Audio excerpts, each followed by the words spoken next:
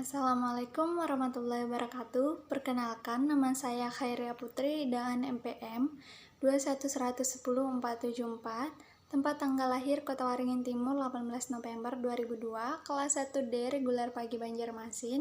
Dosen pembimbing saya adalah Bapak Muhammad Rashidan. Baik, saya mohon izin kepada Bapak memulai presentasi materi kali ini. Motherboard atau mainboard atau sering disebut juga papan induk adalah sebuah papan sirkuit tempat semua perangkat keras komputer saling terhubung. Bisa dibilang motherboard ini merupakan pusat penghubung dari semua perangkat komputer yang ada. Bicara soal motherboard, ternyata tidak jarang loh masih banyak orang salah menyebutkan nama, bagian ataupun fungsi dari komponen yang ada pada motherboard tersebut. Terlebih bagi mereka yang masih awam dan sama sekali enggan berurusan dengan perangkat keras. Nah, untuk meminimalisir masalah tersebut, pada video ini saya akan memaparkan mengenai bagian-bagian yang ada pada motherboard dan menjelaskan fungsi dari setiap komponen yang ada. Yang pertama, ada socket motherboard. Socket motherboard bisa pula disebut sebagai konektor atau dudukan yang ada pada sebuah motherboard, adalah tempat menyambung atau memasang komponen komputer. Komponen yang dimaksud seperti hard disk, kartu grafis, sound card, dan peripheral yang lain. Yang kedua, ada prosesor. Prosesor adalah komponen utama atau otak dari laptop atau komputer. Prosesor terletak tepat di tengah motherboard. Prosesor memiliki fungsi yang penting bagi seluruh operasi perangkat komputer karena perintah dimulai dari prosesor. Yang ketiga, ada RAM. RAM adalah singkatan dari Random Access Memory yang memiliki fungsi sebagai tempat penyimpanan data atau instruksi program sementara pada suatu komputer. Fungsi RAM adalah untuk mempercepat, namun perlu dicatat bahwa RAM bukanlah komponen utama yang dapat mempercepat kinerja komputer atau laptop. RAM mampu membantu proses kinerja prosesor untuk mengolah data. Semakin besar ukuran RAM, tentu akan semakin baik dalam prosesnya.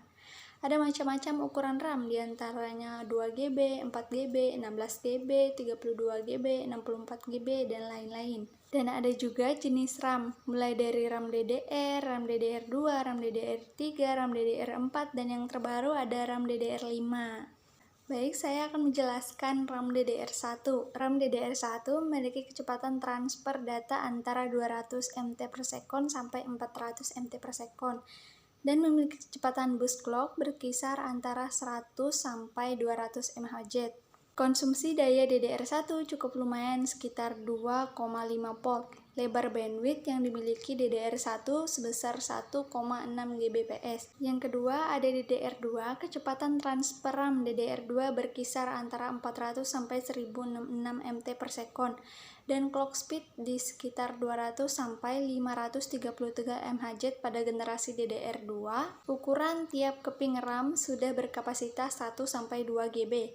Konsumsi daya relatif lebih kecil, hanya 1,8 volt saja. Selanjutnya ada DDR3, ukuran per keping DDR generasi ketiga sudah mencapai 8 GB pada tiap kepingnya. Kecepatan transfernya sudah cukup tinggi, antara 800 sampai 2133 MT per sekon, dan clock speednya mencapai 400 sampai 1066 MHz. Kecepatan clock dan transfer rate pada generasi ketiga jauh lebih baik daripada generasi kedua. Perbandingannya bisa mencapai 10 kali dari proses yang generasi kedua. Konsumsi daya hanya membutuhkan 1,5 volt saja. Selanjutnya saya akan menjelaskan DDR4. RAM DDR4 juga banyak dikenal usar sebagai DDR4 SDRAM yang memiliki memori clock serta memori bus tinggi tapi dengan konsumsi daya rendah, hanya 1,05 volt saja. Selanjutnya saya akan menjelaskan DDR5. RAM DDR5 direncanakan untuk mengurangi konsumsi daya sekaligus menggandakan bandwidth. Selanjutnya saya akan menjelaskan USB.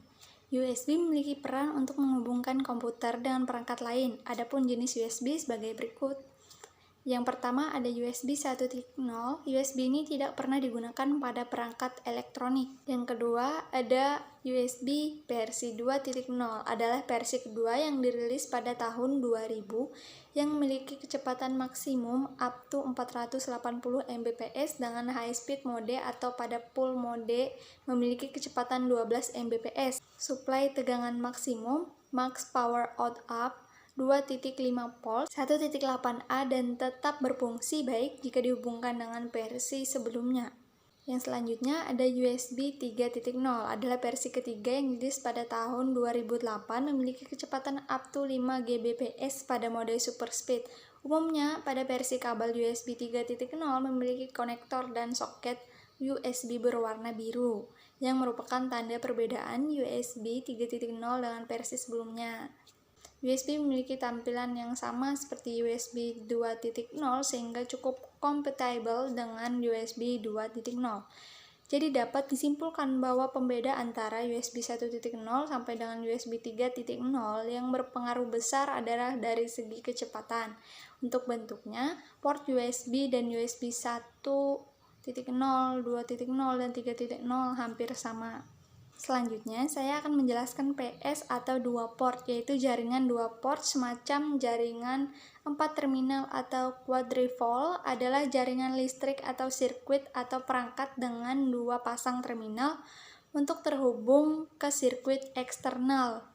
Yang selanjutnya ada D-sub, yaitu mengacu pada koneksi kabel digital sub miniatur kabel PGA D-sub menggunakan konektor berbentuk D dan berisi 15 pin. Konektor lain dapat digunakan untuk menghubungkan komputer ke perangkat output.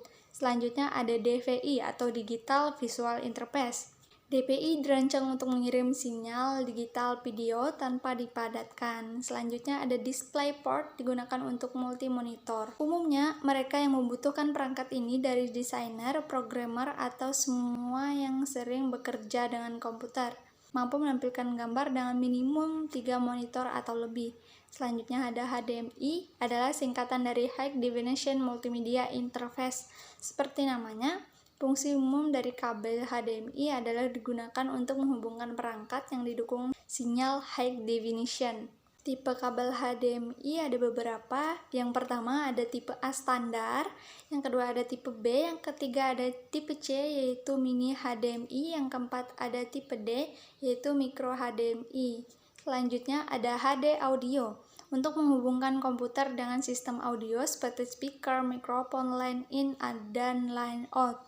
Yang selanjutnya ada GB line, atau yang lebih dikenal dengan sebutan Gigabit Ethernet, merupakan salah satu InAC yang banyak digunakan secara luas dan juga memiliki kecepatan tinggi saat ini.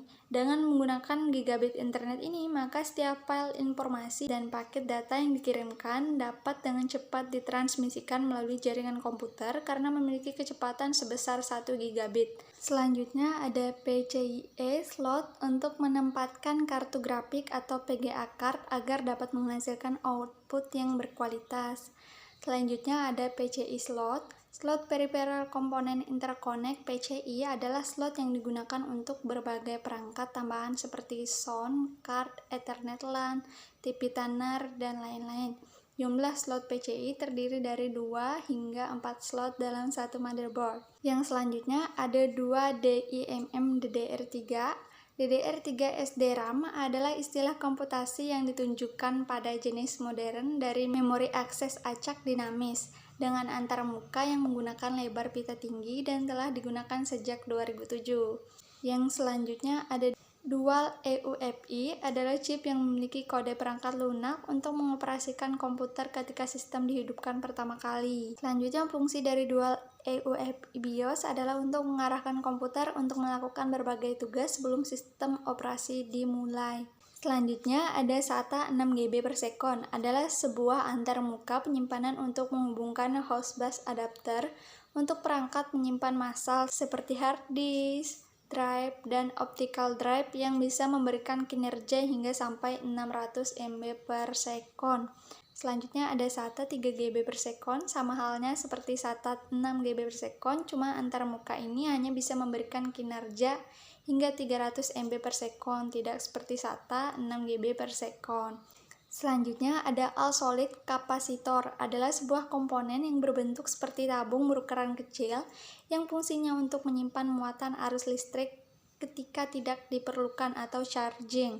dan melepaskannya begitu diperlukan. Dan yang terakhir ada COM port, adalah perangkat serial menggunakan pin yang berbeda untuk receiving atau menerima dan transmitting untuk mengirimkan data, dan menggunakan pin yang sama akan membatasi komunikasi menjadi setengah duplex. Artinya, informasi yang ada hanya dapat bergerak dalam satu arah atau satu waktu.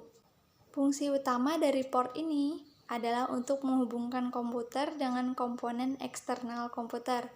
Contoh penggunaan port misalnya pada port USB, port keyboard, HDMI, dan lainnya.